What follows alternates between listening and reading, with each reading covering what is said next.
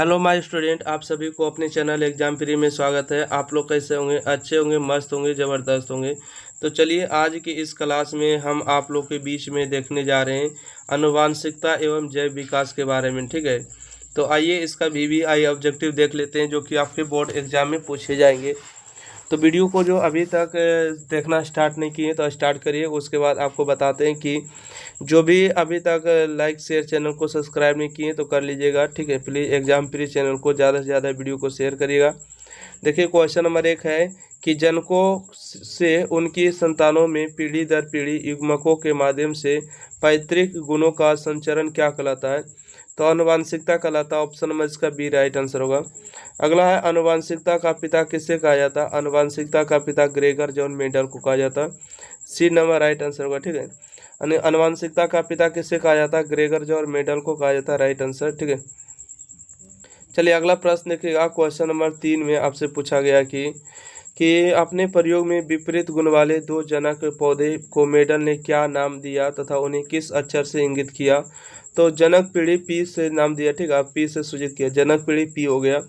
अगला है मेडल के एक संकरण यानी कि एक संकरण प्रयोग F2 पीढ़ी में जीनी प्रारूपी अनुपात क्या बताया?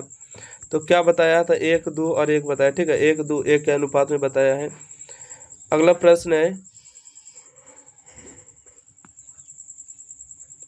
किसी जीव की जीन संरचना कहलाती है। ठीक है, किसी जीव की जीन संरचना क्या कहलाती है? तो इसका राइट आंसर होगा जीन प्रारूप या जीनोटाइप कहलाती है। ठीक है, जीन प्रारूप या जीनोटाइप कहलाती है।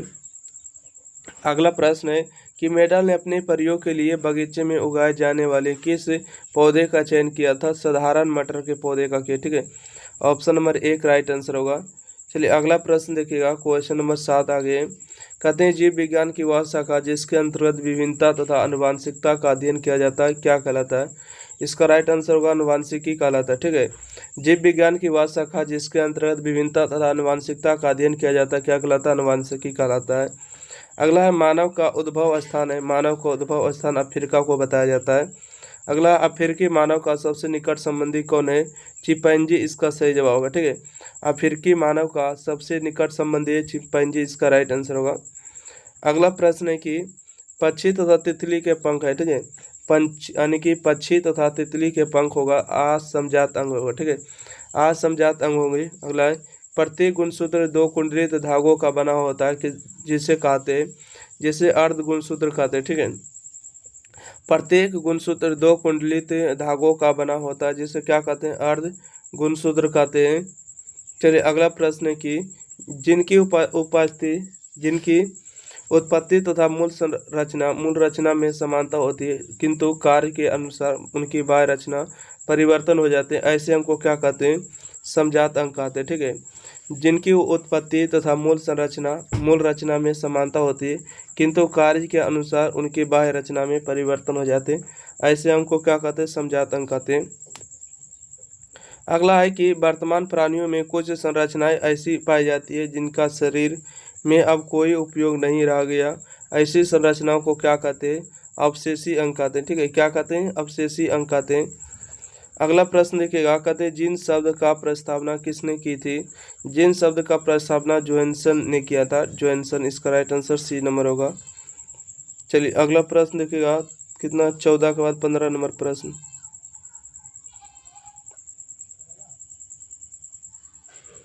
क्वेश्चन नंबर 15 में ध्यान से देखिएगा क्या पूछा गया है। क्वेश्चन नंबर 15 में पूछा गया है कि कौन सा वैज्ञानिक मेडल के नियमों को पुनः खोज से संबंधित है? तो सब मार्क हो जाएगा। ठीक है, सब मार्क हो जाएगा। गुणसूत्र जो बने होते हैं DNA प्रोटीन्स एवं RNA के बने होते हैं। ठीक है, DNA प्रोटीन्स RNA के बने होते हैं। अगला कोशिका में आनुवांशिक पदार्थ होते हैं। कोशिका में जो आनुवांशिक पदार्थ होते हैं वो DNA ही होते हैं। ठीक है, कोशिका में आनुवांशिक पदार्थ होते DNA होते हैं। अगला द्विसंकर क्रॉस के फलस्वरूप उत्पन्न पौधे का जीनोटाइप अनुपात था क्या था? 9:3 और 1 था। ठीक है, 9:3:1 का अनुपात में था। 9:3:1 के अनुपात में था। अगला है कि स्त्रियों में लिंग गुणसूत्र होता है। स्त्रियों में डबल X होते हैं और पुरुष में XY होते हैं। ठीक है, अगला प्रश्न है कि पुरुष में लिंग गुणसूत्र होते हैं तो XY होते हैं। Option number B right answer. मनुष्य का वैज्ञानिक नाम क्या? मनुष्य का जो वैज्ञानिक नाम है होमो सैपियंस होंगे। ऑप्शन नंबर इसका सी राइट आंसर है। मनुष्य का वैज्ञानिक नाम क्या होमो सैपियंस होंगे। कीट के पंख और चमगादड़ के पंख किस तरह के अंग होंगे, तो समवर्ती अंग होंगे, इसका राइट आंसर। ठीक है, यानी कि कीटों के पंख और चमगादड़ के पंख किस तरह के अंग होंगे, समवर्ती अंग होंगे। फ्रेडरिक मिसर ने न्यूक्लिक नाम किसे दिया। ठीक है, तो इसका राइट आंसर बताइएगा क्या होगा। 23 नंबर, फ्रेडरिक मिसर ने न्यूक्लिक नाम किसे दिया है। ठीक है, तो इसका राइट आंसर होगा ऑप्शन नंबर 1 नाभिक अम्ल होगा राइट आंसर। अगला है किसने प्रमाण दिया था कि जीन गुणसूत्र का भाग है, यानी कि 1902 ईस्वी में टी बोबरी एवं WS सटर ने दिया। ठीक है, इसका राइट आंसर सी नंबर होगा सही जवाब। अगला प्रश्न बढ़िएगा, क्वेश्चन नंबर आगे है, क्वेश्चन नंबर 25 है DNA। ठीक है, DNA अनुक्रम तुलनात्मक अध्ययन द्वारा किसी जीव के पूर्वजों की खोज का क्या कहलाता है, तो आणविक जाति वृत्त कहलाता है। ठीक है, आणविक जाति वृत्त कहलाता है। अगला, इनमें कौन सभी जीवों में वंशानुगत गुणों को पीढ़ी दर पीढ़ी संचारित करते हैं, तो इसका राइट आंसर होगा जीन। ठीक है, इनमें कौन सभी जीवों में वंशानुगत गुणों को पीढ़ी दर पीढ़ी संचारित करते हैं, तो जीन करते हैं। अगला प्रश्न है कि वातावरण के प्रभाव, भोजन के प्रकार, उपस्थित तो अन्य जीवों के साथ परस्पर व्यवहार के कारण जीवों में होने वाली विभिन्नताएं कहलाती है, तो कायिक विभिन्नता कहलाती है। ऑप्शन नंबर बी होगा। अगला है कि मेडल के मटर के पौधे पर किए गए प्रसिद्ध प्रयोग की व्याख्या में शुद्ध रूप से लंबे जनक पौधे पी के किस चिन्ह के द्वारा इंगित किया जाता है, तो इसका राइट आंसर होगा डबल टी के द्वारा। ठीक है, बड़का टी ध्यान में रखिएगा। अगला प्रश्न है कि कायिक विभिन्नता होती है, कायिक विभिन्नता जो होती है उपार्जित में होती है, इसका बी नंबर राइट आंसर होगा। अगला है किस जीव की जीनी संरचना उस जीव की क्या कहलाती है, किसी जीव की जीनी संरचना उस जीव को क्या कहलाती है, जीनोटाइप कहलाती है या तो जीन प्रारूप कहलाती है, इसका डी नंबर राइट आंसर होगा। चलिए 30 के बाद 31 नंबर प्रश्न को देखेगा। ठीक है, 31 नंबर प्रश्न में आपसे कहा गया कि मेडल के एक एकल संकर जो है संकरण प्रयोग से F1 पीढ़ी में उत्पन्न मटर संकर नस्ल के पौधे को किस चिन्ह द्वारा इंगित किया जाता है, तो बड़का टी और छोटका टी के द्वारा किया जाता है, इसका राइट आंसर होगा बी नंबर।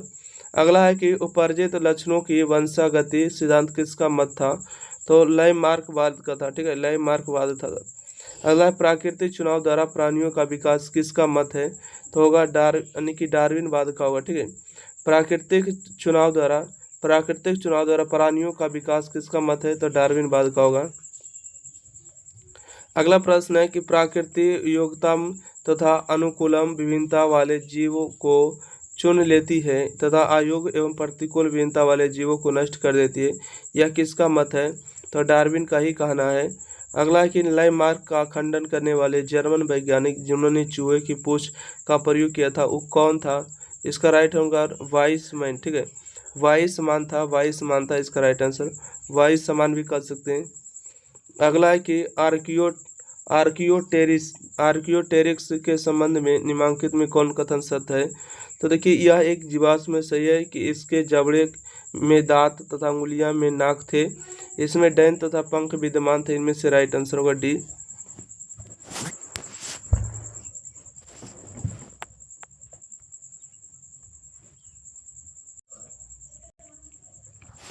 देखिएगा क्वेश्चन नंबर 37 है कि एक ही प्राणियों के बीच आपस में प्रजनन क्या कहलाता है, तो अंतः प्रजनन कहलाता है। ठीक है, एक ही प्रजातियों के बीच आपस में प्रजनन क्या कहलाता है, अंतः प्रजनन। अगला है कि विकासीय दृष्टिकोण से हमारी किससे अधिक समानता है, तो इसका होगा चीन के विद्यार्थी से। ठीक है, अगला प्रश्न है कि द ओरिजिन ऑफ स्पीसीज नामक पुस्तक किसने लिखा है, द ओरिजिन ऑफ स्पीसीज नामक पुस्तक किसने लिखा, तो डार्विन ने लिखा, इसका राइट आंसर होगा।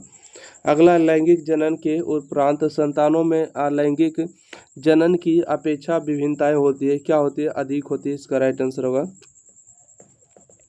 अगला है कि मेडल ने अपने प्रयोग के लिए कितने विकल्पी लक्षणों का अध्ययन किया था, तो इसका राइट आंसर होगा 7 को। ठीक है, 7 पीढ़ी का अध्ययन किया था। मेडल ने अपने प्रयोग के लिए कितने विकल्पी लक्षणों का अध्ययन किया, 7 को। अगला है एकल संकर क्रॉस के फलस्वरूप लंबे एवं नाटे पौधों का अनुपात था, क्या था, इसका बी नंबर होगा 3:1, इसका राइट आंसर होगा। अगला प्रश्न है कि नर ड्रोसोफिल मान की मेलानोस्टर में क्रोमोसोम की संख्या कितनी होती है? तो इसका राइट आंसर होगा 6 ऑटोसोम प्लस XY। ठीक है, 6 ऑटोसोम प्लस XY होगा। अगला है कि पादप जगत के पुष्पित पौधे का रूप किस प्रकार विकसित हुआ? इस प्रकार के प्रश्न का उत्तर जीव विज्ञान की किस शाखा के अंतर्गत मिलता है? तो जैव विकास के अंतर्गत मिलता है। पादप जगत के पुष्पित पौधे का रूप किस प्रकार विकसित हुआ? इस प्रकार के प्रश्न का उत्तर जीव विज्ञान के किस शाखा के अंतर्गत मिलता है? तो जैव विकास के अंतर्गत। अगला प्रश्न है कि मनुष्य के आहार नाल में अवशेषी अंग है, तो क्या होगा? अपेंडिक्स होगा इसका राइट आंसर। ठीक है, मनुष्य के आहार नाल में अवशेषी अंग होगा, अपेंडिक्स होगा। अगला है वैसे अंग जो उद्भव के दृष्टिकोण से एक दूसरे से भिन्न होते हैं परंतु वे एक ही प्रकार का कार्य करते हैं, क्या कहलाते हैं?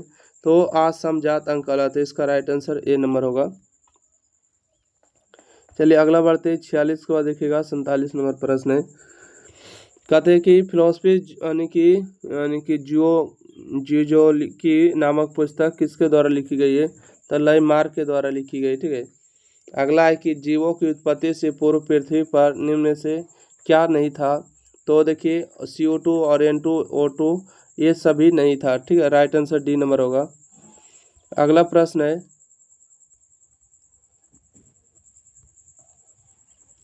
मेडल के एक प्रयोग में लंबे मटर के पौधे जिनके बैंगनी पुष्प थे का संकरण बौने मटर के जिनके सफेद पुष्प थे से कराया गया। इनकी संतति के सभी पौधे में पुष्प बैंगनी के रंग थे परंतु आधे आधे बौने और लंबे। इसे कहा जा सकता है कि लंबे जनक पौधे की आनुवंशिक रचना निम्न प्रकार थी। तो देखिए इसका राइट आंसर होगा एगो बड़का टी एगो छोटका टी। ठीक है, उसके बाद W हो जाएगा। ठीक है, option number C right answer था। अगला क्वेश्चन है कि समजात अंग के उदाहरण है। ठीक है, समजात अंग के उदाहरण है तो हमारा हाथ और कुत्ते का अग्रपद जो है समजात अंग का उदाहरण है। अगला है कि डेंगू उत्पन्न करने वाले मच्छर किस तरह के जल में उत्पन्न होते हैं? तो डेंगू उत्पन्न करने वाले मच्छर जो होते हैं साफ जल में होते हैं। ठीक है, डेंगू उत्पन्न करने वाले मच्छर किस तरह के जल में होते हैं? तो साफ जल में होते हैं। चलिए अगला प्रश्न है कि निम्न में से कौन एक अवशेषी अंग है? तो अवशेषी अंग अपेंडिक्स होगा, राइट आंसर। ठीक है, निम्न में से कौन एक अवशेषी अंग होगा? अपेंडिक्स होगा। अगला है कि निम्न में कौन जो है अभिलक्षण वंशागत नहीं है?